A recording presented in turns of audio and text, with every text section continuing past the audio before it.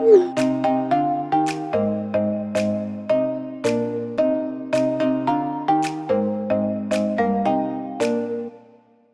morning, Cardinals fans. It's been a minute, but happy walk-off winner Wednesday to you. Last night was Mike Matheny's 1,000th game as the manager of the St. Louis Cardinals. Now, make of that legacy what you will, but evidently, reportedly, his daughter made him a cake. The players, on the other hand, got him the quietest bats you ever did hear, or didn't hear, as it were.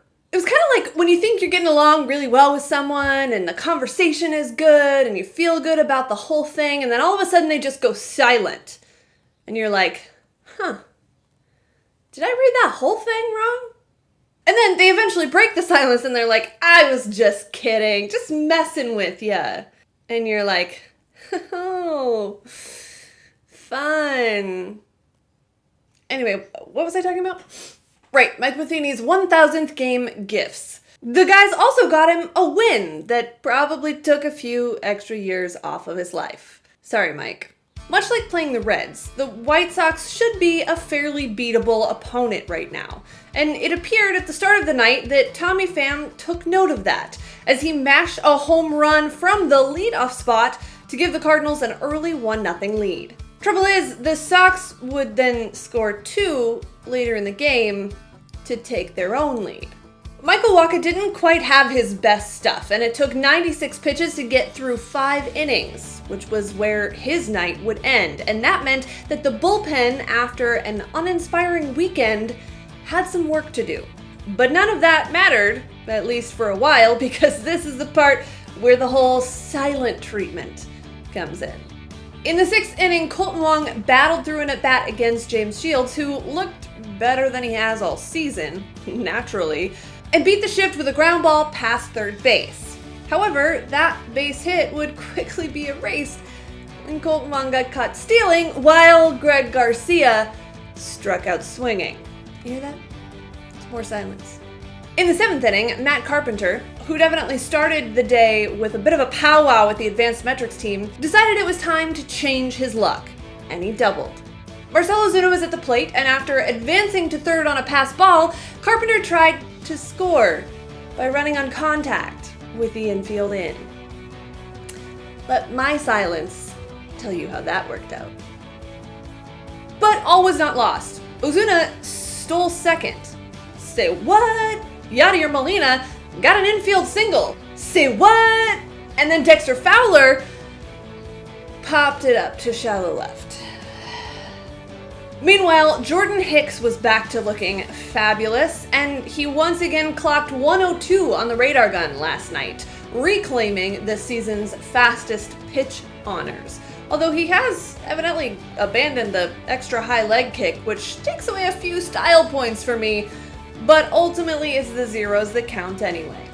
Another golden opportunity presented itself in the 8th inning when Paul DeJong led off the inning with a walk and Kolten Wong sacrificed him to scoring position, with pinch hitter Jed Jerko and Tommy Pham due up next. Jed Jerko worked a walk, which is fine, but even Tommy Pham, after his leadoff blast, went silent. And silently, I cried a little bit inside, wondering how I'd read this offensive picture all wrong. I was also wrong about Bud Norris, and I'd like to publicly apologize for that, because I did not expect what we've seen from him, including coming in the 9th inning last night, and his 1-2-3 appearance should have solidified what we've all sort of been seeing written in the stars or on the walls or wherever it needs to be written, that Bud Norris is the closer. Really, there's no reason for anyone else to be pitching in high-leverage, late-game situations, whether it's the 9th inning or the heart of the order in the 8th. Make your case for when the closer or the best reliever should be used, but wherever that is, whenever that is, it's Bud Norris. Case closed. Let's all move on.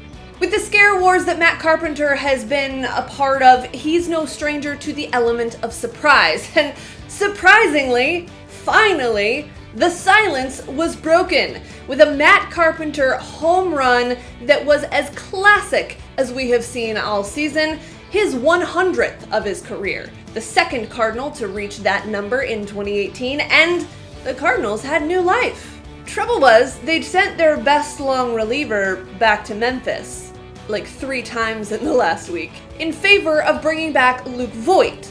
Hi, Grandma Joan.